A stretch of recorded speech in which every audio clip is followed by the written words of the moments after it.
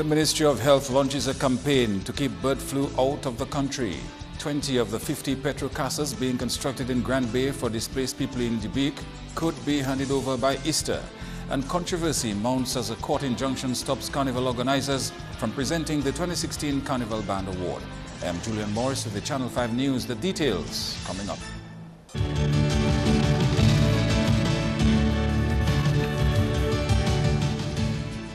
And first up, Dominica is stepping up its campaign to combat the avian influenza or bird flu should that disease enter the country.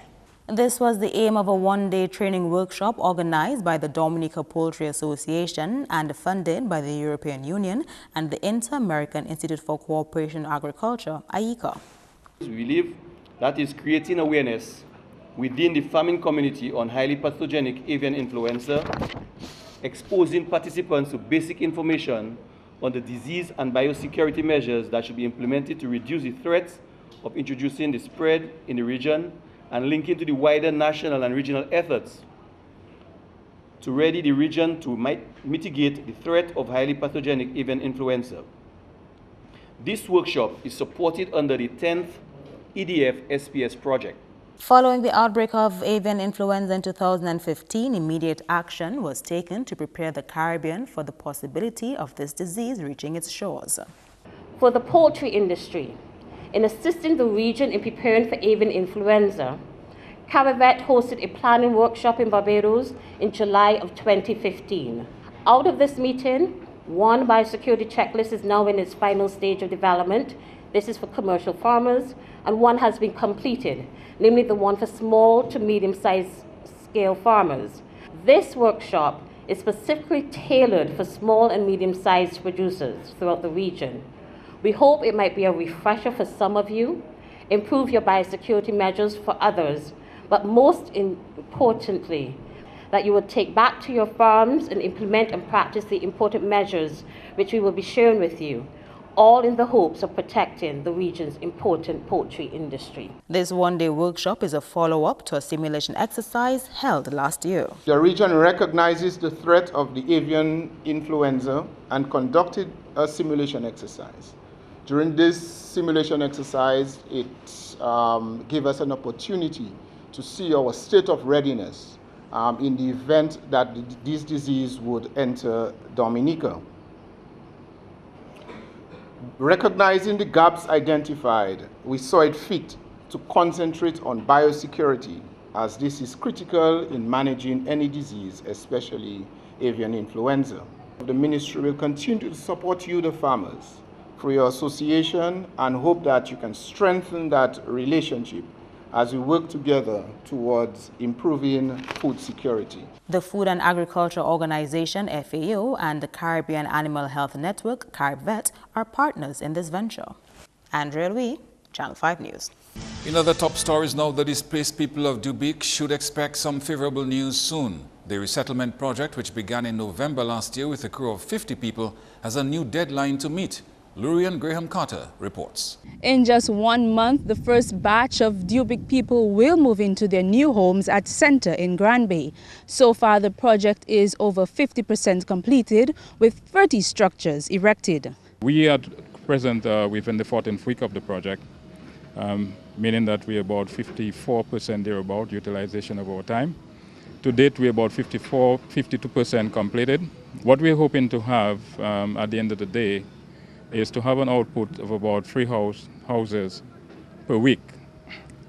Contractually speaking, it means therefore we would have to have the project going at a rate of implementation of about 4% per week. The last review which we did for last week, it was actually at 9%. But we're not going to get complacent by that. This is the kind of output, this is the kind of determination, this is the kind of consistency of production we're looking at. And at the rate we're going right now, I think it is fair to say that we'll expect the project to be completed well within the contractual period time. Resettlement Projects Coordinator Lucian Blackmore has assured us that by Easter, 20 homes will be handed over to the Dubique people. What we have is the decision is, as the houses are complete, in the same intermittent manner, you will have the beneficiaries moving into the project.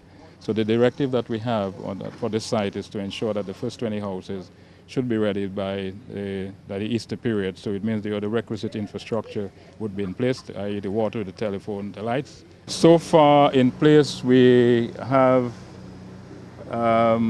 building where we are, there's building 1 to 8. The roofs are all in place. Then we have the other going from building number 9 to 910. They all formed already, meaning that the PVC claddings on internal walls are in place. About 50% of those are already filled with, or in the process of being filled with concrete. Blackmore has also addressed concerns raised about the durability and comfort of the petrocasas. Based on my professional knowledge as an engineer, that the structural worthiness of these buildings are beyond the extraordinary. Not often you see for residential purposes that you have metal roof that is well lit, the highways fill it well. So it means in terms of one of the serious hazards that we have, which is the hurricanes season, the houses will stand up the Category 5 hurricane without any difficulty whatsoever. Of course, within a climatic condition, sometimes we're exposed to very serious radiant heat from the sunshine. Those houses will be exposed to extensive heat, midday sun, all through the day. The windows could be closed, you go into the houses, you open it, and it's as cool as ever because you have this almost insulative material on the outside. So in terms of the whole occupational comfort of the houses, whether you talk in terms of the space requirement, you talk about the general functionality of the space, I leave it to you to go inside and see for yourself and see how convenient it is, how comfortable it is for occupation and residence. By May, all the 50 houses at this location should be completed, and the Dubic residents currently staying at the community center in Grand Bay should all be relocated right here. I am Lurian Graham Carter reporting for Channel 5 News. And the court injunction has prevented the awarding of the winning prize to the Adult Carnival Band of the Year. Chairman of the Dominica Festivals Committee and CEO of Discover Dominica Authority, Colin Piper, was served with the document moments before the Carnival prize-giving ceremony on Wednesday afternoon at the Windsor Park Stadium Conference Room. An announcement with little detail regarding the circumstances surrounding the matter was made through Chairman of the Road Parade Committee, Stevenson Hyacinth, who was the MC of that function. The Carnival organizers wish to inform that prizes for the Adult Band of the Year will not be handed out today. Information as to the awardees will be made available in a subsequent announcement. The court injunction was filed by attorney-at-law Glenn Ducree on behalf of Thunderbirds Inc. and Emmanuel Loblack, PRO of Carnival Corner. They are contesting Africulture Stilt Walkers being judged Adult Band of the Year. Their argument is that the Africulture Stilt Walkers group did not have 50 or more adults on parade, neither did they complete 2 full rounds on the parade route within the time stipulated to qualify for the award. The claimants are taking up the issue legally against the Discover Dominica Authority and the Attorney General as the defendants. A hearing on the 11th of March will determine whether the order will continue. Until the trial, the Dominica Festivals Committee and Discover Dominica Authority have been ordered by the court not to present any prize, be it cash or otherwise, for the Adult Band of the Year category or any title related to that. The injunction was signed by the Registrar of the High Court. As you can see, the executive of the Stilt Walkers group wearing purple t-shirts in this footage were clearly not amused. The group, however, was presented with their prize for 3rd place in the Best Old Masquerade category. Carnival Corner won the 1st place prize and Thunderbirds 2nd place. No representative of Thunderbirds attended to receive their prizes.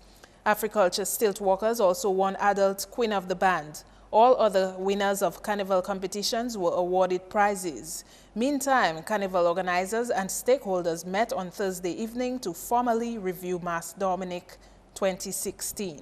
In more Carnival-related news, Calypsonians now have another prize to keep their eyes on when they compete next Calypso season. $2,500 will be up for grabs for the Best Nation Building Calypso. The man behind this award is attorney at law Duncan Stowe, an avid Calypso commentator on radio every carnival season. Stowe announced at the carnival prize-giving ceremony that Calypsonian Janae Jackson is the winner of the first-time Best Nation Building Calypso Award. In an effort to encourage songs which mirror patriotism, that is, love for country, I intend to make an annual contribution in Dominica to the Calypsonian who presents the best written composition with respect to the theme nation building. For this first award, 3 songs were shortlisted: Daryl Bob's Mama Dominica, Earl White's Fevit, and Janae's My Love, My Country. Janae, however, edged out the 2 others on the point system that we have. It was also felt that both in lyrics and melody, Janae topped the award. Stowe says he hopes this can encourage more diversity in the composition of calypsos. Such a void, which was once filled by the Independence Calypso competitions for decades now, does not exist. In light of the fact that the Dominica Calypso Association executive members are also participants in the National Calypso competition, I stand committed with a team who will not only identify deserving Calypsonians, but assist in the fundraising to present cash awards. In some police news, businessman Curtis Richards, also known as Shakes, has pleaded guilty to possession of 5 firearms without a valid license and now has to pay a $41,000 fine. Police seized the firearms on Monday night during the anti-drug operation at Newtown. Hendrickson Henry and Miguel Rule, both of Maho, who were jointly charged with Richards, pled not guilty. Richards was slapped with a fine for each pistol. If he fails to pay, collectively he is looking at 1 year and 7 months in prison. More police news. A Dominican man considered to be armed and dangerous is wanted by Antiguan law enforcement for alleged involvement in a drug-related crime. 37-year-old Dominican-born Darion Anthony Nicholas is believed to be connected to a $10 million drug bust in Antigua on February 15. Head of Antigua's Office of National Drug and Money Laundering Control, Colonel Edward Croft, told the Antigua Observer that Nicholas, along with Jamaican Vincent Anthony Anglin, are on the run from police. The Office of National Drug and Money Laundering Control conducted the operation, which resulted in the seizure of about 2,493 pounds of cannabis, 50 rounds of 9mm ammunition, and a small vessel. The Office of National Drug and Money Laundering Control has warned the public to immediately report any sightings of the men since they are armed. You're watching Channel 5 News. Coming up, a local economist weighs in on the status of Nature Island paper products, which is up for sale.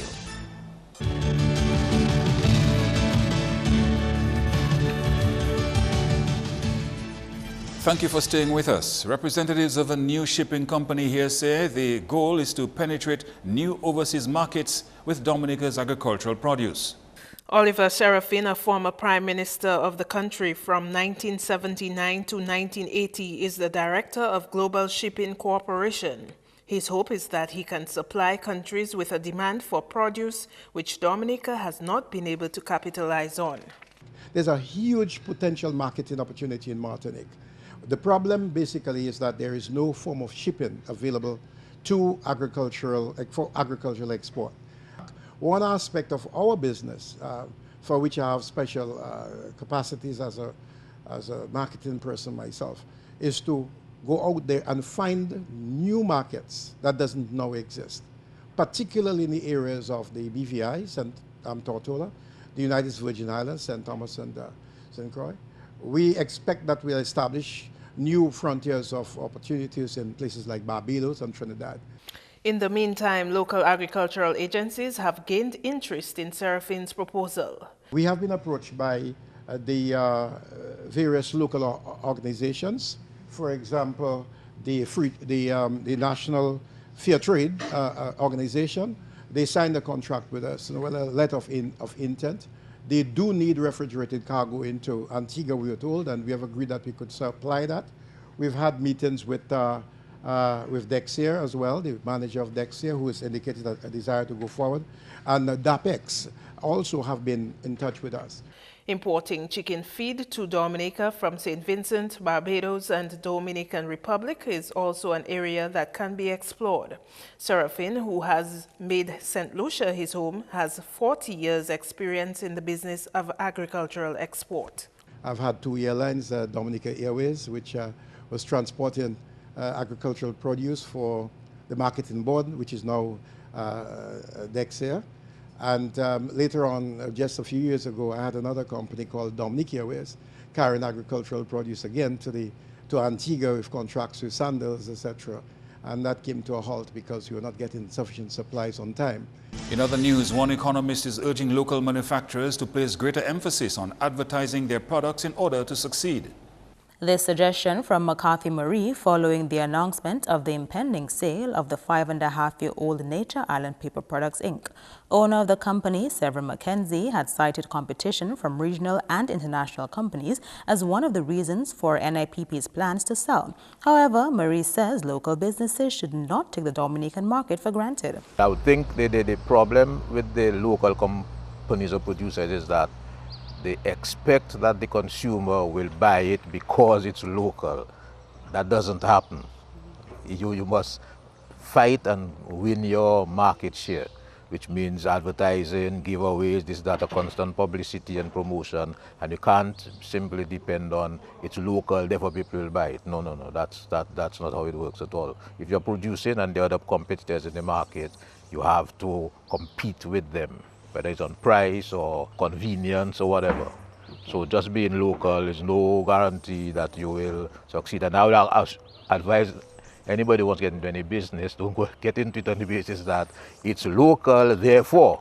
Marie lamented NIPP's situation, saying it would lead to unemployment for some individuals. However, the prospect of government or a regional entity taking over the company may not be forthcoming. So if the private entrepreneur couldn't make it a success, I find it difficult to see how the government taking it over would make it a success, especially when the government doesn't have money to subsidize it to keep it going. I doubt the government is going to consider that seriously to take it over, because they, especially with this repairs to from the storm, etc., there isn't much money lying around to invest in something like that. Well, the regional entities, for a different reason, in that they have a factory already that produces for the Caribbean market, so they can simply sell their products in Dominica, which means those that are already selling here, when this company ceases operation, their demand in Dominica will simply rise. And so there's no reason really for them to come to Dominica to make the toilet paper. And parents of a toddler who suffers from a rare medical condition is appealing for the public's assistance to get him much-needed surgery. Jaron Abraham, a year and 2 months old of Lubia, was recently diagnosed with hydrocephalus. The primary characteristic of hydrocephalus is an excessive accumulation of fluid in the brain, which, if left untreated, could negatively affect Jaron's development. The doctor diagnosed him on the 3rd of February 2016.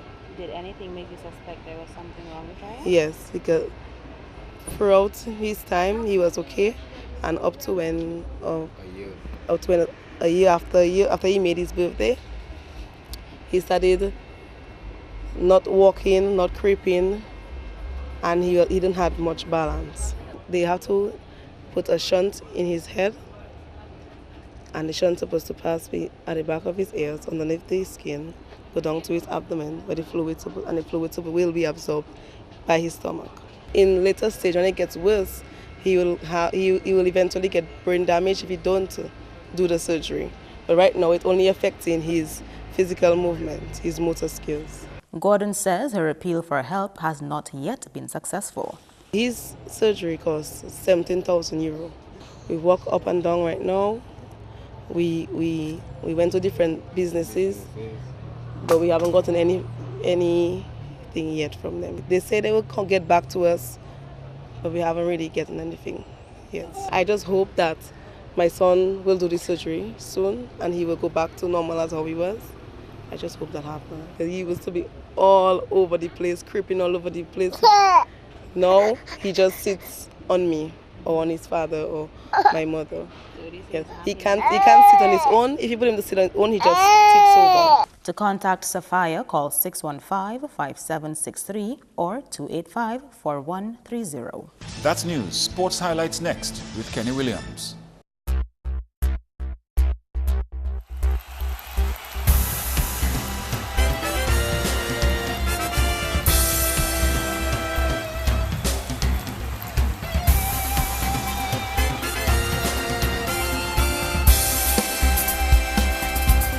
Hello everyone, and thanks for joining us.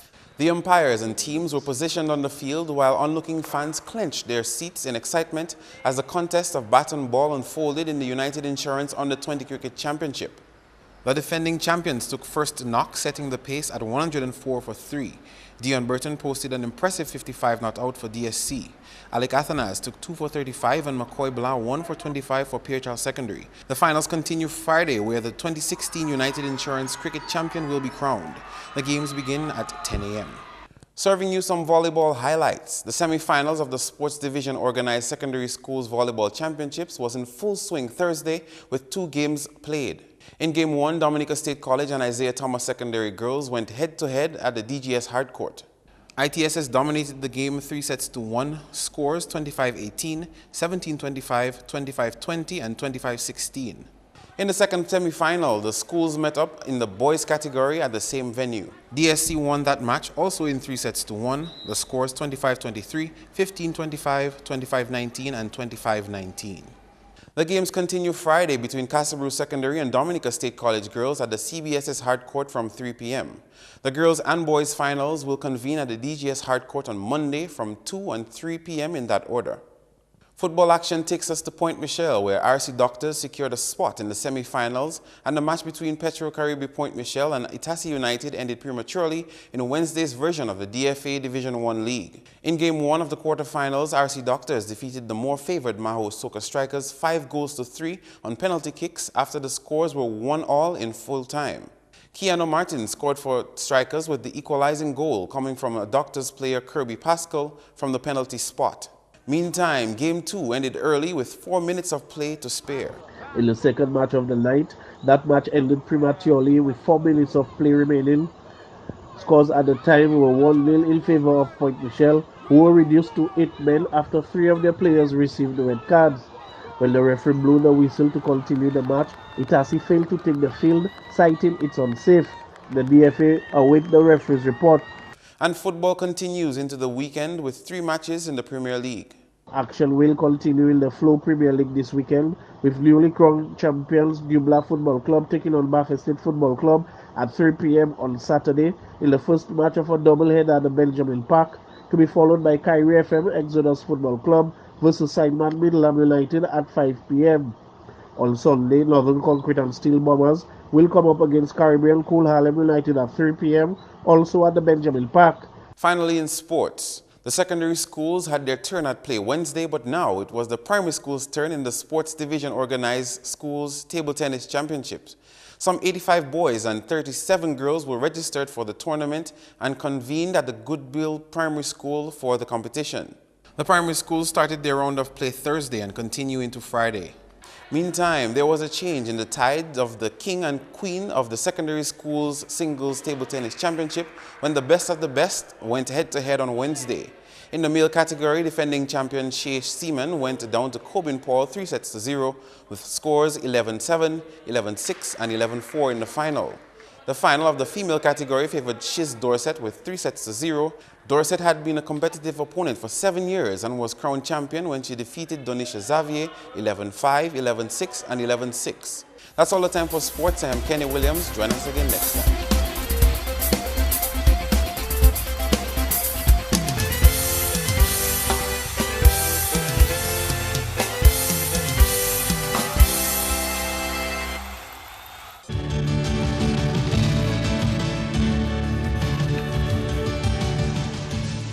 Coming up, your latest weather report. Hello, good evening. Welcome to tonight's weather broadcast. I will be your presenter for this evening, Farah Rock Career. Today, a high-pressure system was a dominant feature, which resulted in generally partly cloudy skies across the Lesser Antilles.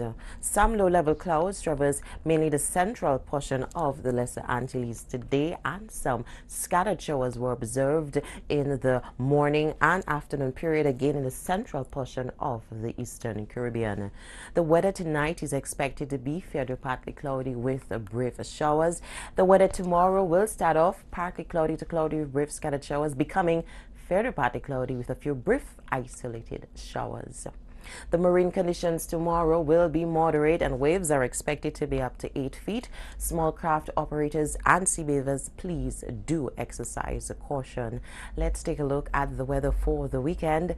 As I said, tomorrow Friday it will start off partly cloudy to cloudy with brief scattered showers. Then it will become fair to partly cloudy with a few brief isolated showers. Generally, fair to partly cloudy skies expected for Saturday. However, an increase in cloudiness is expected Sunday, and a gradual decrease in wind speeds is expected throughout the 3-day period. Let's take a look at the weather conditions for the Caribbean tomorrow. Again, a high pressure system will be the dominant feature. Therefore, some partly cloudy skies with some scattered showers are expected for the islands. On the international scene, overcast skies for London and some beautiful clear skies for Miami, Caracas, and Beijing. The sun will rise tomorrow at 6:25 a.m. and will set at 6:12 p.m. Feel free to visit our website at weather.gov.dm or call the weather hotline at 447-5555. Join us tomorrow evening for your next weather broadcast. Thank you. To end the news, the headlines again. The Ministry of Health launches a campaign to keep bird flu out of the country. 20 of the 50 petrol casas being constructed in Grand Bay for displaced people of Dubique could be handed over by Easter. And controversy mounts as a court injunction stops carnival organizers from presenting the 2016 Carnival Band Award.